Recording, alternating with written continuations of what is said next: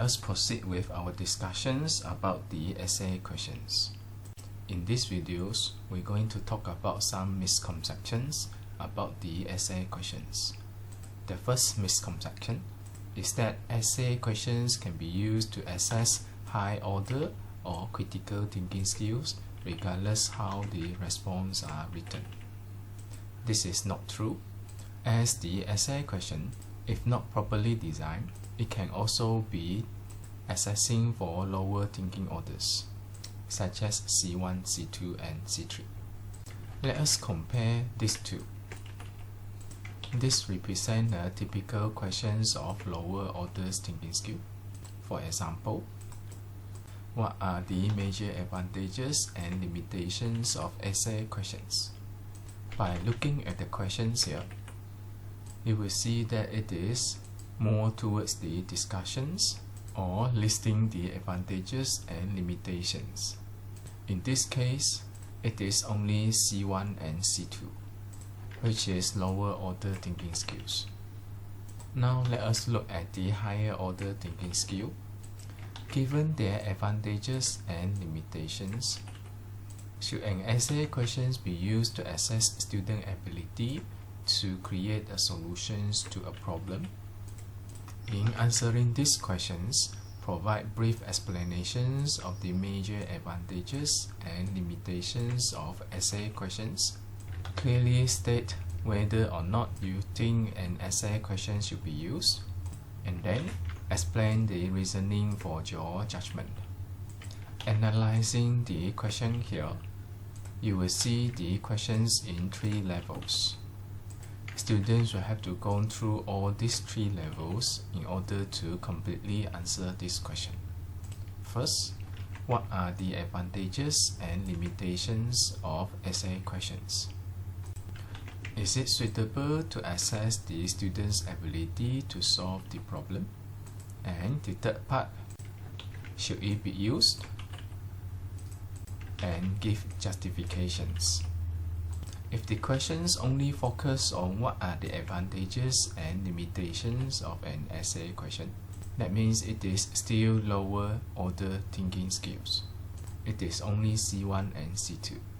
The second part, is it suitable to assess the ability of the students to solve problems? This one is more towards the application, which is C3.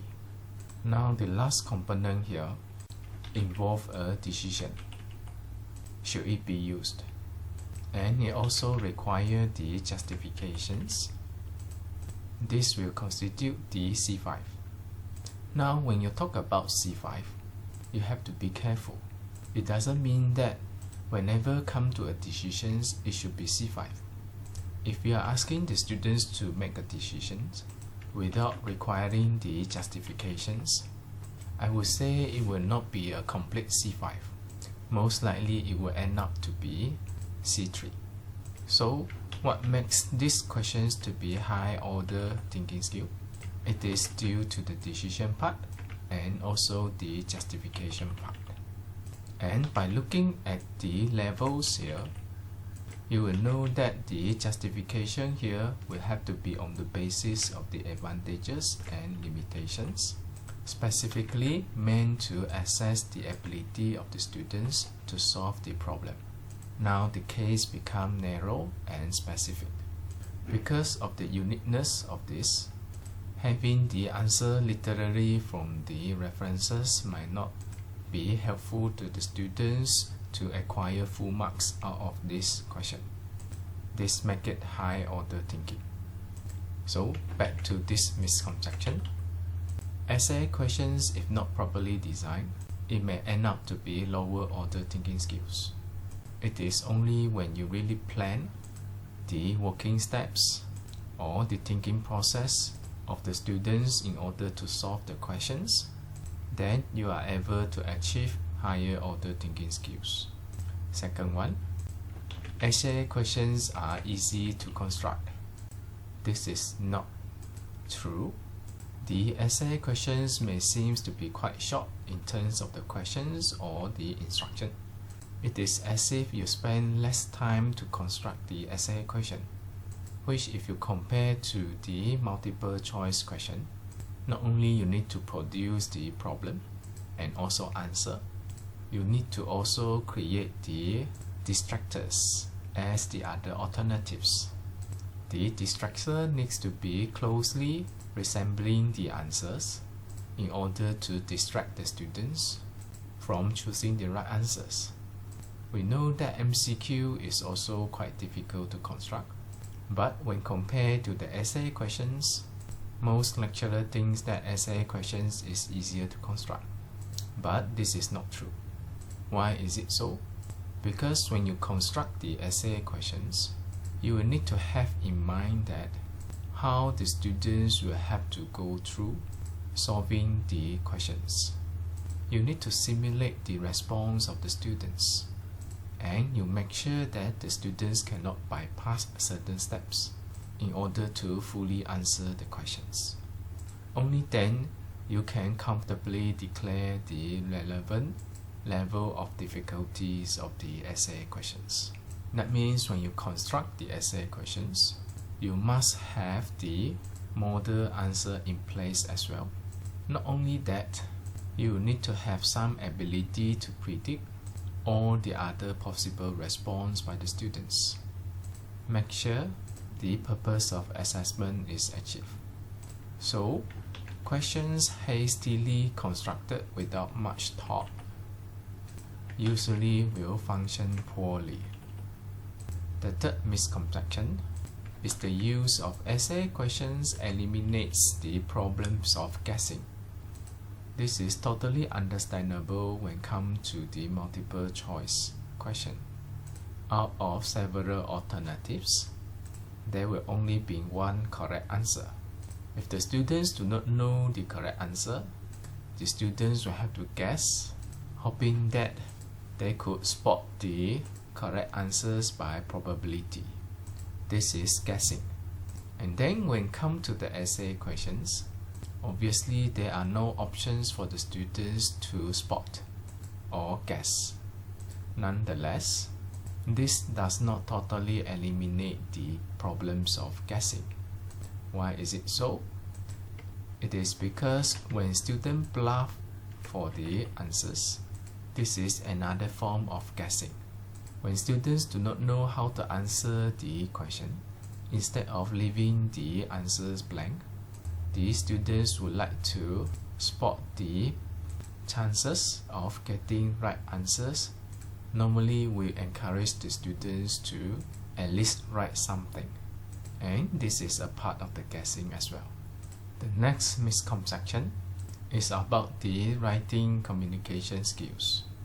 Some may say that the essay questions benefits all the students by placing emphasis on the importance of written communication skills.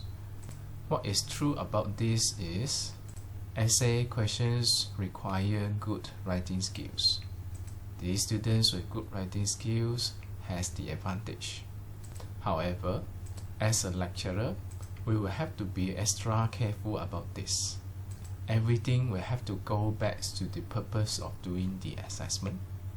Our assessments mainly focus on the levels of understanding of the students. When the test scores closely represent the actual levels of understandings of the students, that means the measurements is accurate and reliable. This can be a part of the limitations of the essay questions when it is very much reliant on the written communication skills. Let us look at the tables here. The first column here represents the students' performance. The first case, the students have the relevant knowledge and he has good writing skill. When there are relevant knowledge and students have the ability to deliver those, the assessment outcome will end up to be high score. This is reasonable because the high score here are mainly for the knowledge, and the writing skills help to prove that the students have the relevant knowledge. How about the second scenario here? Now the students do not know how to answer the questions, but the students can write very well. Not knowing the answers, students try to write something, but none of the point will allow the students to acquire marks, and this is likely to end up with low score. For these two cases here, there is no argument, because the emphasis of the assessment it will be at the knowledge. Now let us look at the third scenario here. Let's say now the students have the relevant knowledge, but students cannot write it properly.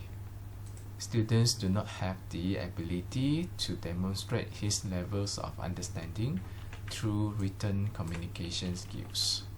As a result, the relevant students may end up to be low score. Now this will lead to inaccurate assessment. This is something that we want to avoid, because at the first place, the students have the knowledge, and the purpose of the assessment is to assess the levels of understandings of the students, which we are supposedly assessing this. But now, because of lacking proper writing skills, the score becomes very low. On this note, we will need to be extra careful, especially for engineering program. Normally, we do not penalize the students for not being able to write well in proper sentences with good grammars to an acceptable readability and so on so far. This is where the subjective part comes in. The assessor will have to look into the meanings of the students, trying to figure out whether the students has the relevant knowledge, so that marks can be assigned accordingly, so that the test score will be more closely reflecting the actual situations of the students. The fifth misconception is that essay questions encourage students to prepare more thoroughly. This is not true. Normally, students will prepare based on the expectations of the teachers set upon them. As the lecturers has been teaching the students over the semester, it is not very difficult to understand the lecturer in terms of the emphasis as well as the expectations. This will end up the students pay more emphasis on how to meet the expectations of the lecturer and pay less emphasis on the scope of assessment. Sometimes, students are also well trained by the techniques of answering the questions. Personally, after I have been working as a lecturer, having better understandings about heads and tails of setting questions, I will find myself not very hard spotting the questions which are likely to come out in the final exam. Why is it so? Especially when come to the essay question. It is nearly impossible for you to assess every single topic and every single subtopic of each chapter. Now when come to the assessment, we have the golden triangle, the learning outcome, the teaching and learning methods, and also the assessment methods. You know these three things need to be in line. You will just need to pay focus on the learning outcome.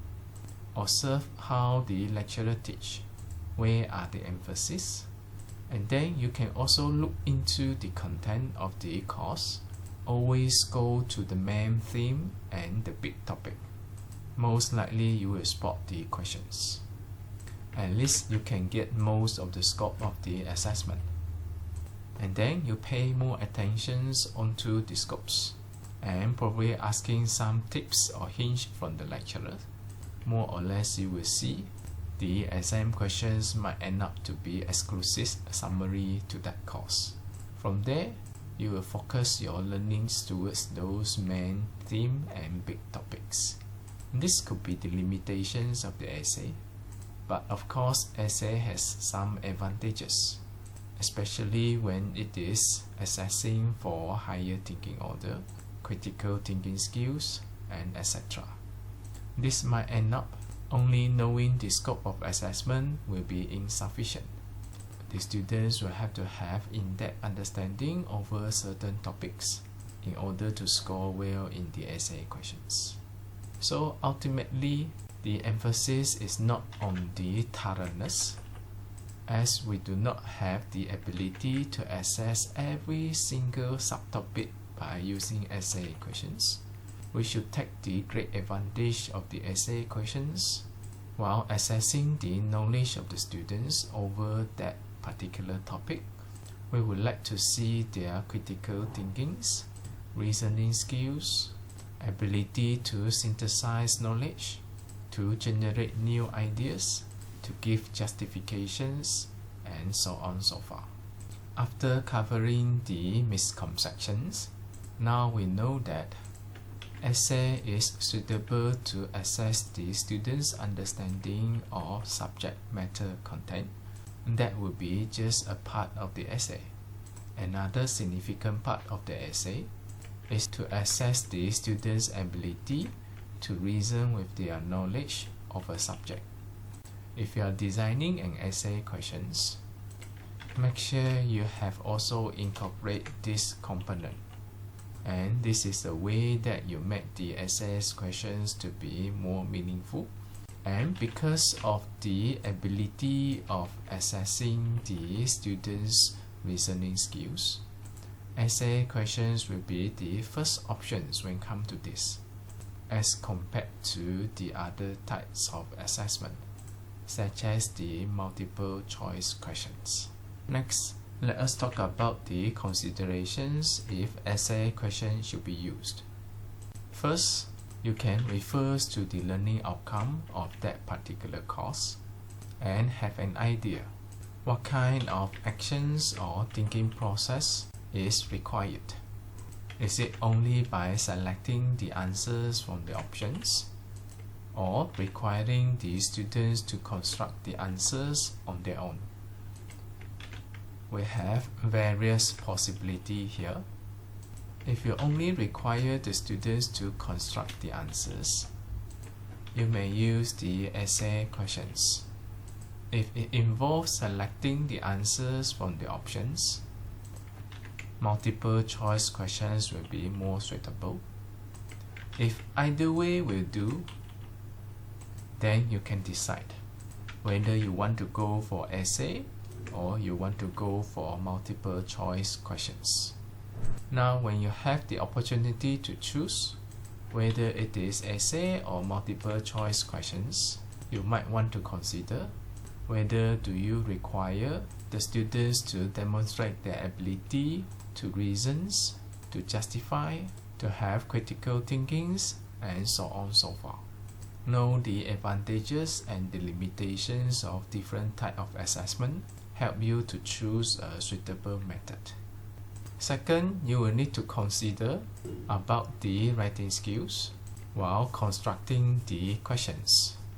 If you are producing the multiple choice questions, you require good writing skills in writing the questions. As compared to multiple choice questions, the demand for the writing skill for essay, it will be slightly lower. Why is it so? Normally, you will see the questions for the essay is standalone. You provide the scenario, give the instructions, or ask the questions.